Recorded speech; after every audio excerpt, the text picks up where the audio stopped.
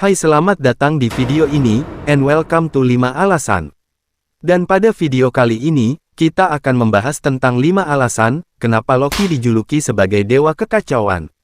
Seperti yang kita ketahui, khususnya dalam beberapa film Marvel, Loki adalah satu-satunya dewa dari mitologi Nordik, yang selalu membuat kekacauan. Karena setiap hal yang ia lakukan, selalu berujung masalah besar. Oleh karena itu, Loki memiliki julukan dewa kekacauan. Lalu apa saja masalah yang sudah ia perbuat, hingga mendapatkan julukan seperti itu, dan inilah 5 alasan, kenapa Loki mendapat julukan dewa kekacauan. Pertama, membuat Thor kehilangan kekuatannya. Berawal dari serangan Frost Giant di Asgard, yang ternyata didalangi oleh Loki. Kemudian Thor bertindak gegabah, yang justru menyulut perang antara Frost Giant dengan Asgard. Karena itulah, Odin menjadi murka kepada Thor, dan menilai anaknya itu tidak becus, dan tidak pantas untuk menjadi seorang raja. Hingga akhirnya Odin mencabut kekuatan Thor, dan membuang anak kesayangannya itu ke muka bumi. Dan tentu saja, Loki amat senang dengan hal yang menimpa Thor. Karena memang pada dasarnya, Loki tidak menyukai saudaranya tersebut, dikarenakan selama ini, Thor selalu diunggulkan oleh Odin, dalam hal apapun.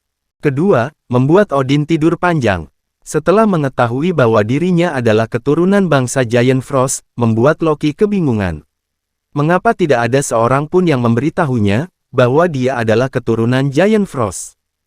Kemudian Loki pergi menemui Odin, dan melontarkan beberapa pertanyaan, yang sulit dijawab oleh Odin. Tak mampu menjawab pertanyaan Loki, membuat sang penguasa Asgard tersebut, merasa tertekan dan tak sadarkan diri. Odin kemudian memutuskan untuk melakukan tidur panjang, untuk memulihkan kesehatannya. Secara tidak langsung, tindakan Loki mengakibatkan kekacauan, lantaran Asgard kehilangan pemimpinnya selama beberapa waktu. Ketiga, mengambil alih tahta Asgard. Di saat Odin larut dalam tidur panjangnya, dan Thor juga masih terjebak di bumi, Loki justru merubah wujudnya menjadi Odin, dan membuat rakyat Asgard percaya, bahwa ia adalah Odin. Selain itu, Loki juga mendapatkan tongkat mematikan milik Odin, sehingga ia resmi mengambil alih tahta Asgard, meski dengan wujud seperti Odin. Sayangnya kepemimpinan Loki tersebut, tidak berlangsung lama. Dikarenakan Thor berhasil kembali ke Asgard, dan di saat bersamaan, Odin juga terbangun dari tidur panjangnya. Kehadiran dua tokoh penting ini, akhirnya membuat Loki lengser, dan kembali menjadi pangeran Asgard. Keempat, bekerja sama dengan Thanos. Usai kehilangan tahtanya, Loki kemudian pergi ke Sanctuary untuk menemui Thanos, dengan tujuan untuk menjalin kesepakatan, dengan sang pengguna Infinity Gauntlet tersebut. Selain mendapatkan pasukan alien, yang bisa ia gunakan untuk menguasai bumi, Loki juga diberi senjata bernama Skeptor, yang bisa mengendalikan pikiran.